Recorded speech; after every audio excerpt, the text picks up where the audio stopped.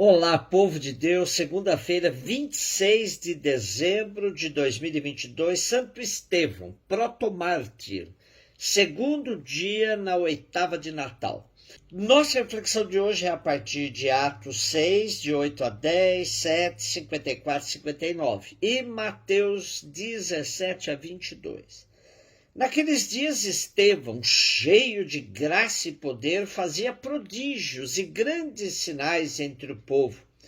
Mas alguns membros da chamada Sinagoga dos Libertos, junto com sirenenses e alexandrinos, e alguns da Cilícia e da Ásia, começaram a discutir com Estevão. Porém, não conseguiram resistir à sabedoria e ao espírito com que ele falava. Ao ouvir essas palavras, eles ficaram enfurecidos e rangeram os dentes contra Estevão. Estevão, cheio do Espírito Santo, olhou para o céu, viu a glória de Deus e Jesus de pé à direita de Deus, e disse: Estou vendo o céu aberto e o Filho do Homem de pé à direita de Deus.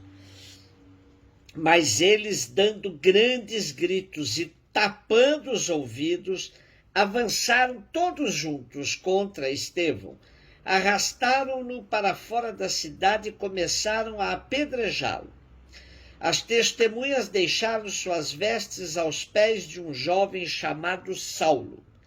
Enquanto o apedrejavam, Estevão clamou, dizendo: Senhor Jesus, acolhe o meu espírito.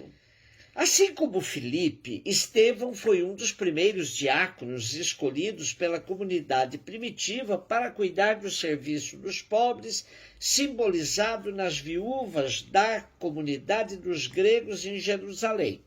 Refiro-me a Filipe, pois tanto ele quanto Estevão não se limitaram ao serviço para o qual foram escolhidos. Ambos se tornaram dinâmicos pregadores da boa nova de nosso Senhor. Em grego, a palavra testemunha se traduz por martiria. Daí chamarmos Estevão de protomártir, o primeiro a dar a vida por causa do Evangelho.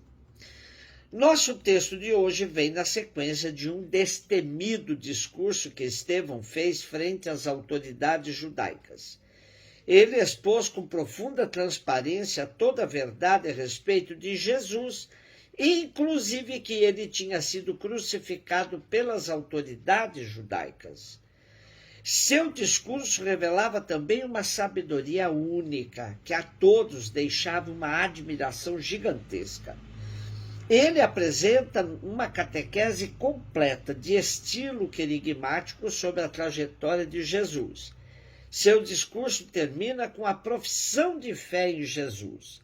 Os seus inimigos acusam-no de blasfemar e pecar contra a lei e o templo, condenando-o à morte. Quando Lucas narra o apedrejamento de Estevão, ele segue o esquema da narrativa da morte de Jesus. Como seu mestre, Estevão morre confiando-se a Deus e perdoando aos seus algozes.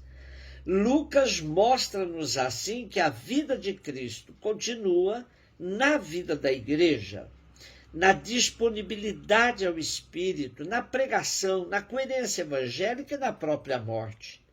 Jesus, com a sua morte e ressurreição, e com o dom do Espírito, inaugurou mesmo um tempo novo.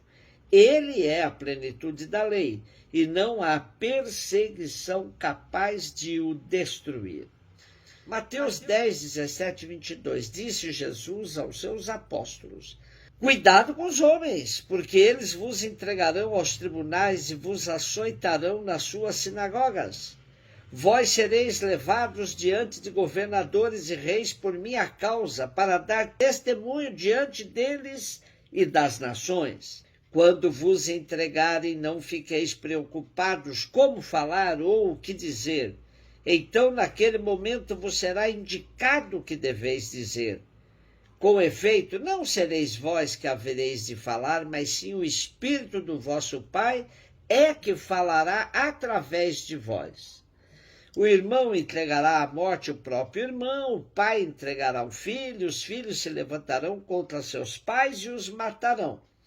Vós sereis odiados por todos por causa do meu nome, mas quem perseverar até o fim, esse será salvo. O capítulo 10 de Mateus é conhecido como o capítulo do discurso missionário de Jesus, onde ele instrui os seus discípulos enviados em missão. A catequese de Jesus apresenta alguns ensinamentos aos discípulos sobre as provações e sofrimentos que a igreja há de enfrentar ao longo dos tempos. Jesus não poupa detalhes e pormenores dessa missão, que fica claro para nós que se trata da realidade que as comunidades estavam vivendo depois do ano 70, quando teve de enfrentar diversas provações internas e externas. Corria o risco de desanimar, perder a fé no seu Senhor. Jesus toma medidas para a continuação da sua obra no tempo e no espaço, antecipando acontecimentos e sinais que a comunidade cristã teria de enfrentar. Queria preparar os discípulos para que ultrapassassem o escândalo da cruz.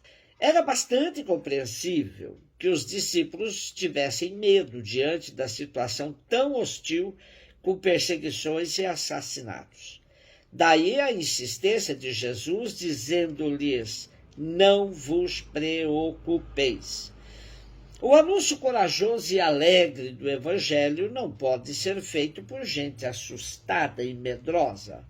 Por isso intervirá o Espírito Santo. O Espírito do vosso Pai é que falará por vós. Graças à coragem e o destemor dos primeiros é que as comunidades puderam se espalhar de maneira tão forte dentro do Império Romano.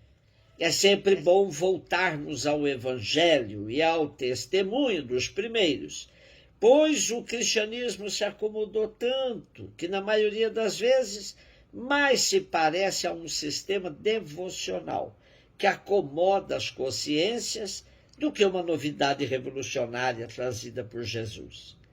Na verdade, muitas vezes nos esquecemos que somos seguidores de um líder que foi assassinado numa cruz, acusado de subversivo, um fora da lei. A força e a coragem de Jesus, passada aos primeiros cristãos como Estevão, parece não nos tocar mais. Estamos na oitava de Natal. Tempo de refletirmos com sinceridade a que Jesus nós seguimos. Que o romantismo do Natal não nos esconda a realidade nua e crua daquele que nasceu numa manjedoura entre os animais, porque seus conterrâneos e contemporâneos não o acolheram. Um beijo no seu coração.